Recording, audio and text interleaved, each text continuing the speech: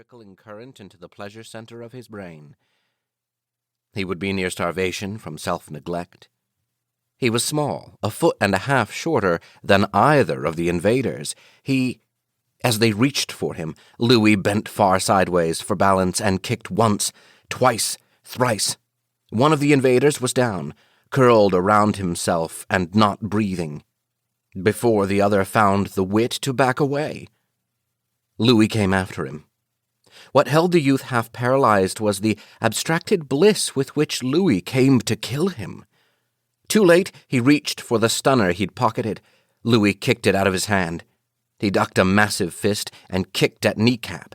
Kneecap, the pale giant stopped moving. Groin, heart. The giant bent far forward with a whistling scream. Throat, the scream stopped suddenly. The other invader was on hands and knees, breathing in sips. Louis chopped at his neck twice. The invaders lay still in the lush yellow grass. Louis Wu went to lock his door. At no time had the blissful smile left his face, and it did not change when he found his door fully locked and alarmed. He checked the door to the balcony, bolted, and alarmed. How in the world had they gotten in? Bemused, he settled where he was, in lotus position, and did not move again for over an hour. Presently, a timer clicked and switched off the draught.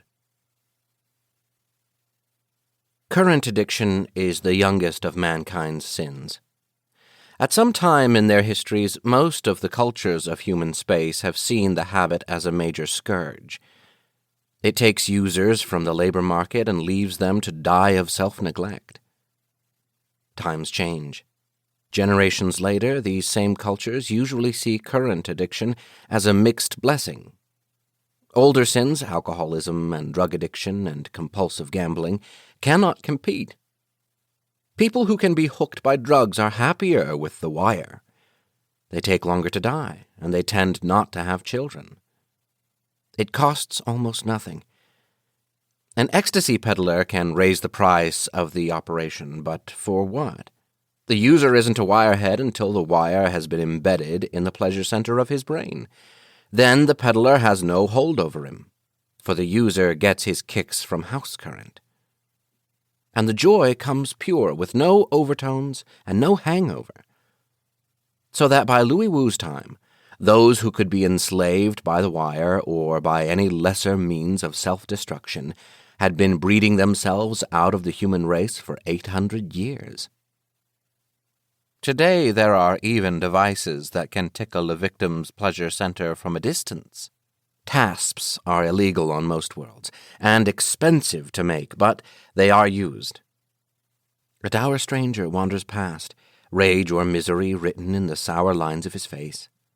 From behind a tree you make his day. Plink! His face lights up. For a moment he's got no worries at all. They don't generally ruin lives. Most people can take it. The timer clicked and switched off the draught. Louis seemed to sag in upon himself. He reached across his smooth scalp to the base of the long black braid and pulled the draught from its socket beneath the hair. He held it in his hand, considering.